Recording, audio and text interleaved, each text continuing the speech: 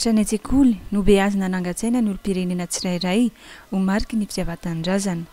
Eny anivon'ireo andrim-panjakana, ministera sy sampandraram-panjakana ihany koa dia misy hatrany izany fananganan-tsaina izany isaky ny alatsinainy.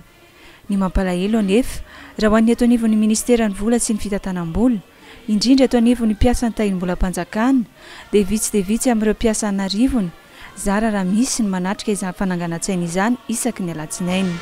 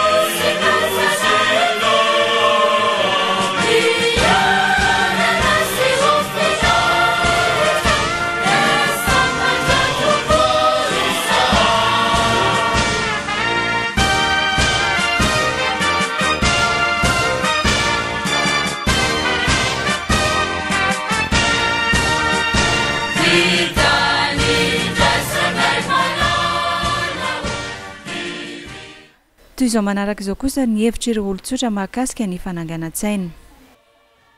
Ny saina voalohany indrindra dia ny fiandrianam-pirenena ny saina dia noho izany tokony hajaina izy. Antsika tanora ankehitriny mazana rehefa mahita saina dia tsy mijanona, tsy manala satroka, anisany tsy fanajana ny maha-malagasy izay indrindrandrindra. Ko manentana antsika tanora satria ny saina maha-malagasy antsika ohatrany hoe fiteny malagasy any izany. Koa izany nanentana antsika tanora mba hajao ny saina satria ny saina dia karazana ohatrany hoe ray aman-dreny. Ka voalohany aloha raha vao miteny fananganan-tsaina dia eo izany ohatrany hoe saina. Ino io saina io? Izay dradradraitsika indrindra rehefa fetim-pirenena na mpianatra ireo vao malala hoe fa ino ity saina ity. Ka reny zany tsy tsika rery fa ny firenena rehetra eto tany manana ny sainany. Izany hoe fiandriana aloha voalohany maha izy azy.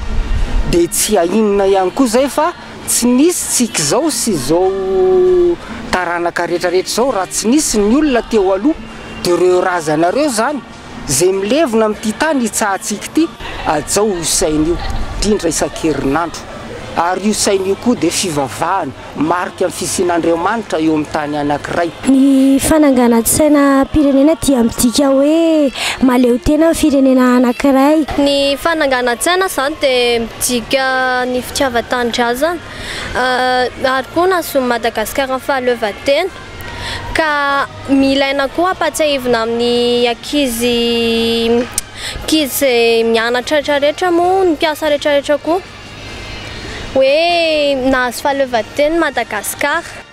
Ny sainam-pirenena dia isan'ny pirofray manamarika fa manana ny fiandrianana ilay firenena. Midika izany fa raha mandray anjara amin'ny fananganan-tsaina ny olom-pirenena dia efa pirofo sahady izay ny fanehoany ny fitiavan-tanindrazana. Ka eto dia manentana antsika rehetra ny malagasy raha mbola olom-pirenena ihany ianao aza diny mihitsy ny fananganan-tsaina fa fanehoanao ny fitiavanao ny tanindrazanao izany. Amin'izao fotoana izao, araka ireo fanahy dimy efa napetraka dia efa lasa filamatra eo amin'ny lafiny rehetra ny tahirim-bolam-panjakana. Koa izany indrindra no hanainganantsika rehetra mpiasa tsy ankanavaka hamonjy ny fananganan-tsaina isaky ny alatsinainy mba ho fitaratra ho an'ireo mpiara-miasa ato anatin'ny ministera ny vola sy ny fitantanam-bola isika eto anivon'ny tahirim-bolam-panjakana.